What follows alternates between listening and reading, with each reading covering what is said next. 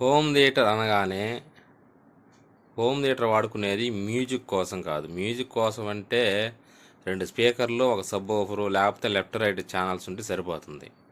కానీ మనకి home theatre అంటే 5.1, 7.1 అసలు వీటి ఉద్దేశం ఏంటంటే ఆ స్థలంలో మనం ఉన్నట్టుగా క్రియేట్ చేయడమే హోమ్ థియేటర్ అనే దాని ఉద్దేశం. ఈ 5.1, 7.1కి హోమ్ థియేటర్ రావాలి, మనకి ఆ ఎఫెక్ట్స్ రావాలి, డివైడింగ్ రావాలంటే ఫస్ట్ మీ టీవీలో డాల్బీ అట్మాస్ అనే ఆప్షన్ ఉండాలి. అంటే దాన్ని సపోర్ట్ చేయాలి.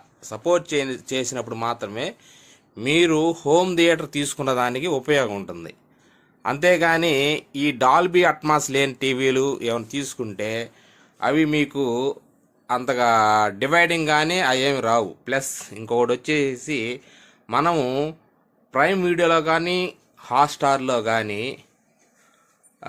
ఎక్కువ అమౌంట్ పెట్టి డాల్బీ అట్మాస్ ఉన్న ప్లాన్ని తీసుకోవాలి. అమెజాన్ ప్రైమ్ కానీ హాట్స్టార్ కానీ ఏదైనా.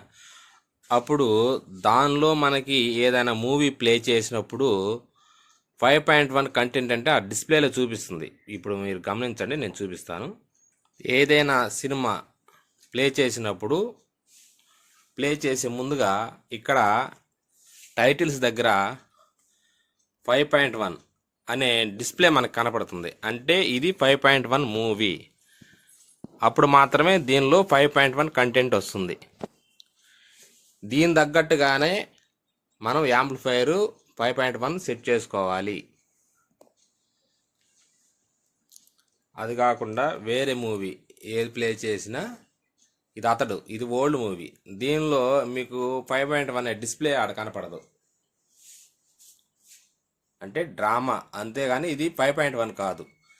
5.1 మూవీ అయితే ఖచ్చితంగా మీకు డిస్ప్లేలో 5.1 కనపడిద్ది. అదే గుర్తు మీకు. ఇంకోటి చూపిస్తున్నా,